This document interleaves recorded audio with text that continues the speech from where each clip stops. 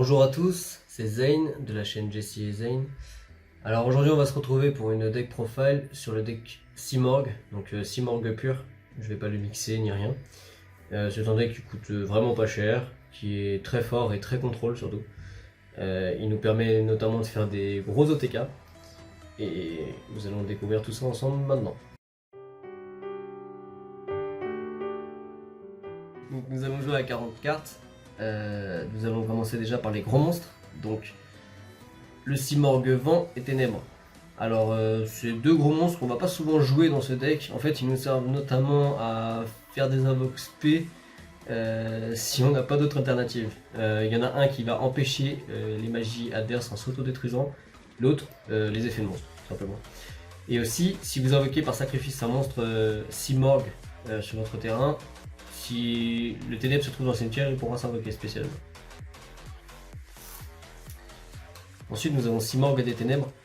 Donc, ce monstre-là s'invoque très facilement en bannissant un monstre ténèbres et vent BTL depuis votre cimetière. Donc, assez fort. Vous pouvez aussi l'invoquer depuis le cimetière en bannissant un monstre vent ténèbres BTL depuis votre main. Tant qu'il est sur le terrain, votre adversaire ne peut pas poser de cartes. Donc, même les monstres posés ne peuvent pas être posés.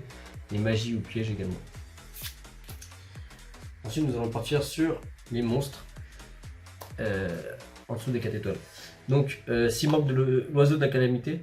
Alors ils ont tous un effet similaire, c'est que déjà quand ils se trouvent dans le cimetière, si votre adversaire ne contrôle aucune magie piège sur son terrain, vous pouvez les invoquer spécialement une fois par tour. Par contre ils seront bannis s'ils quittent le terrain. L'oiseau de la calamité, lui, a un effet donc à son invocation normale qui dit que vous pouvez envoyer un monstre Simorgh depuis votre deck au cimetière, tout simplement. Donc c'est un foolish. L'oiseau du commencement, alors même effet dans le cimetière, comme j'ai précisé. Lui, par contre, son effet à l'invocation normale, c'est qu'il vous permet tout de suite, après son invocation normale, de refaire une invocation normale en plus. L'oiseau de l'apport. Donc lui, à son invocation normale, il va vous faire tutoriser n'importe quelle carte Simorgh depuis votre deck. Alors vous l'aurez compris, vous pouvez simplement en avoir un seul en main de départ pour commencer un combo. Alors celui-là va vous permettre de tutoriser n'importe quoi. Donc en soi, ça vous permet d'aller chercher la magie que je vais vous présenter après. Lui permet d'invoquer donc un autre oiseau. Donc si vous avez ces deux-là en main de départ, par exemple, vous avez déjà deux monstres sur votre terrain. Et l'oiseau de la calamité va vous permettre de foolish un oiseau au cimetière pour pouvoir le réinvoquer par son effet. Donc au final nous avons toujours deux monstres. En extender, nous allons jouer 3 dangers. Alors oiseau tonnerre, pourquoi? BTL et ténèbres déjà. Il rentre parfaitement bien dans ce deck et puis il permet de s'invoquer spécialement assez simplement. Tout simplement. Et également son effet de défaut c'est très fort dans ce deck étant donné que l'adversaire ne doit contrôler aucune carte magie ou piège. Il peut target s'il est défaussé une carte magie piège de l'adversaire et la détruire. Ensuite nous avons Apex Aviaire. Alors Apex Aviaire c'est une cible pour notre Link. Elle nous dit que vous pouvez donc renvoyer un monstre valet de brume dans votre main pour negate n'importe quoi, donc effet de monstre, magie ou piège. Donc vous pouvez simplement lui le renvoyer dans votre main pour tout negate. Ensuite nous allons jouer 3 corbeaux DD. Pour la simple et bonne raison que c'est également une BTL et ténèbres qui peut permettre de counter le cimetière adverse, une reborn ou n'importe quoi d'autre. Et puis pour finir, une statue barrière. Statue barrière des tempêtes qui dit que aucun joueur ne peut invoquer spécialement de cartes à part des monstres vents. Maintenant dans les magies pièges, nous allons jouer 3 Assassin Simorgh. Alors Assassin Simorgh c'est la carte magique la plus puissante du deck. Vous défaussez une bête ailée, n'importe laquelle depuis votre main, pour aller tutoriser depuis votre deck un monstre vent et un monstre ténèbres Simorgh. Donc vous allez tutoriser 2 cartes. Ensuite nous avons la magie terrain. Donc premier effet c'est que tous les monstres Simorgh déjà vont gagner 300 points d'attaque et de def. Ensuite vous pouvez révéler une carte de minimum niveau 5 depuis votre main et vous pourrez invoquer un monstre avec un sacrifice en main jusqu'à la fin du temps. Ensuite vous pouvez également activer un autre effet qui est de pouvoir invoquer normalement une fois de plus supplémentaire. Dernière carte magique de l'archétype. Répulsion Simorgh, on la joue encore une fois parce qu'elle est tutorisable très facilement. Vous défaussez une bête ailée, vous renvoyez toutes les cartes magiques et pièges sur le terrain de l'adversaire dans sa main. Donc très fort pour gérer un board et commencer une note. En carte magique supplémentaire, nous avons un Plumeau d'Amarpi. Donc même effet que Répulsion, sauf que ça détruit. Et il n'y a pas de coût pour l'activer. Nous avons également un moyen de le tutoriser dans ce deck. Donc c'est très fort, autant le jouer. Sacrifice inutile, donc même effet que Oiseau de la Calamité. Terraformation, pour nous permettre de jouer avec une carte en main dans le deck finalement, et aller chercher le terrain. Et Monster Reborn pour compléter les 2 monstres qu'on a besoin en début de game pour pouvoir partir sur notre club.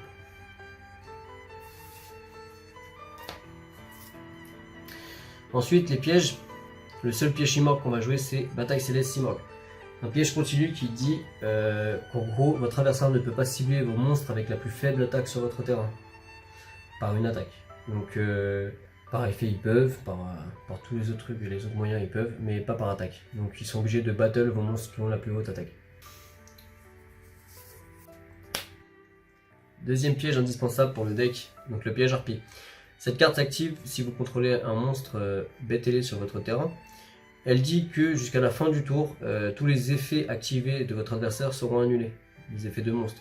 Donc parfait pour empêcher Nibiru ou toutes sortes d'autres effets. Elle peut aussi s'activer de la main si vous contrôlez une harpie sur votre terrain. Et les 3 dernières cartes, parfait anti-magie. Donc parfait pour bloquer le board adverse, tout simplement. Parce que en combo avec le Simorgh des Ténèbres que je vous ai présenté plus haut, votre adversaire en fait ne pourra plus jouer tout simplement.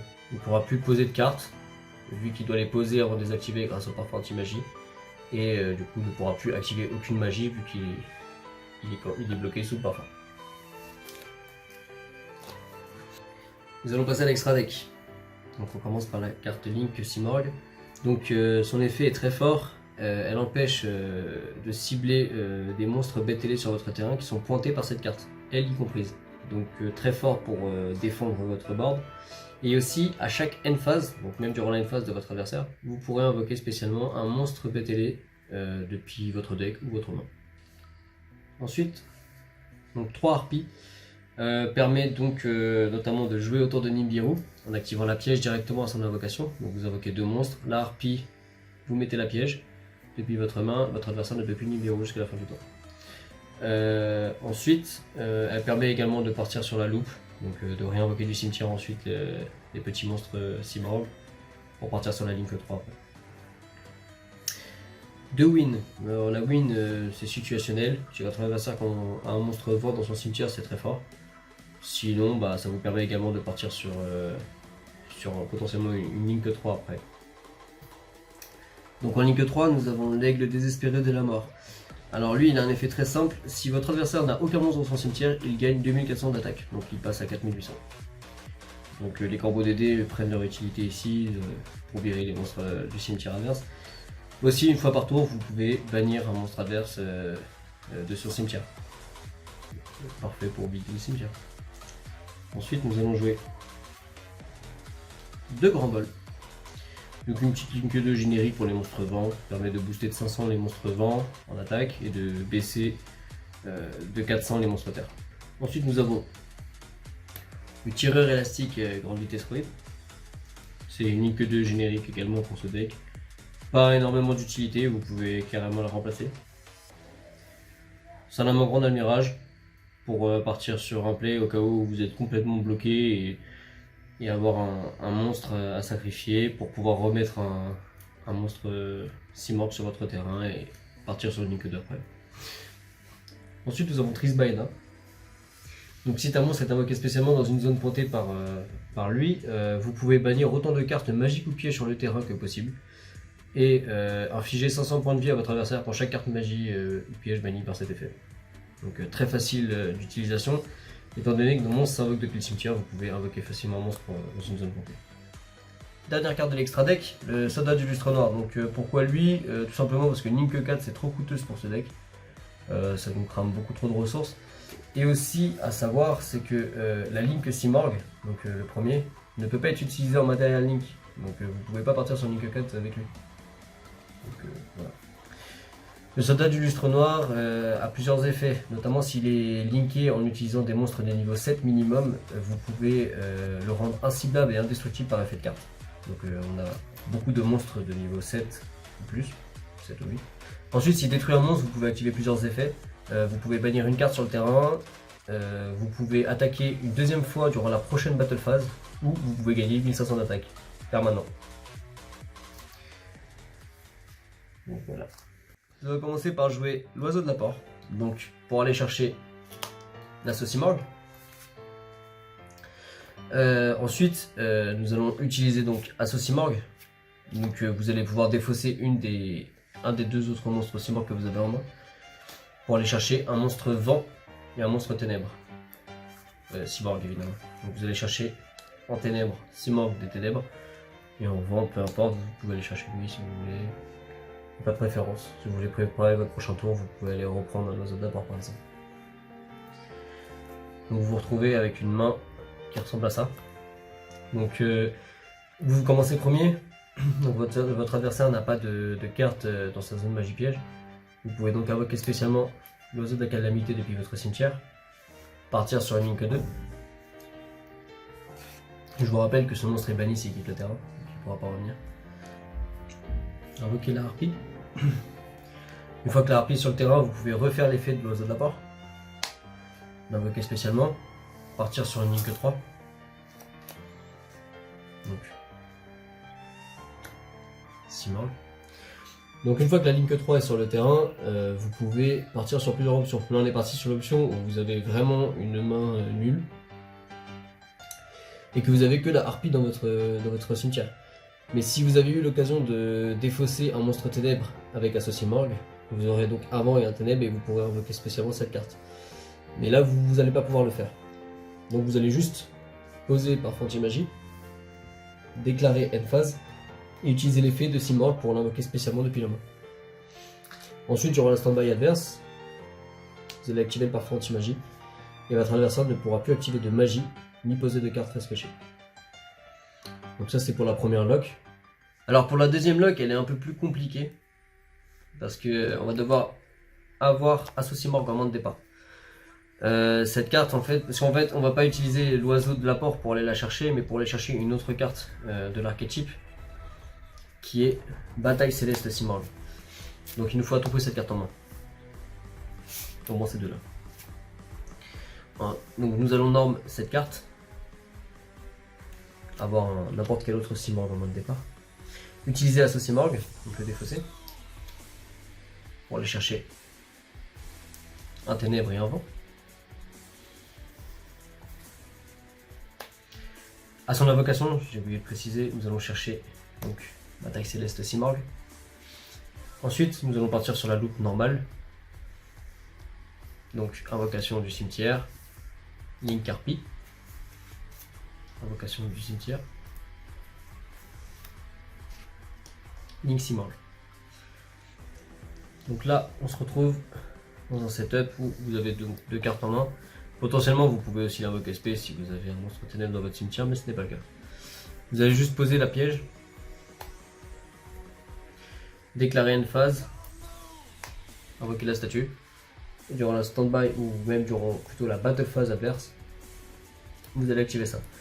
Votre adversaire peut norme un monstre pour pouvoir passer au-dessus des 1000, mais à cause de l'effet de la carte piège, il ne pourra battle que le Simorgue. Donc potentiellement un monstre à 2400 pour l'attaque n'existe pas dans les méta d'aujourd'hui. Donc voilà. Vous pouvez également partir, si vous avez une bonne main, sur un board qui ressemble potentiellement à ça.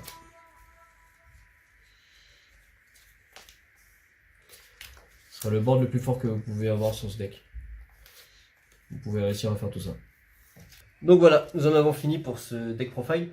Alors Simorgue, comme je vous l'ai précisé, c'est un deck qui coûte pas cher, assez fun, assez fort. Malheureusement, bon bah vous pouvez vous prendre pas mal de haches et rien pouvoir faire derrière.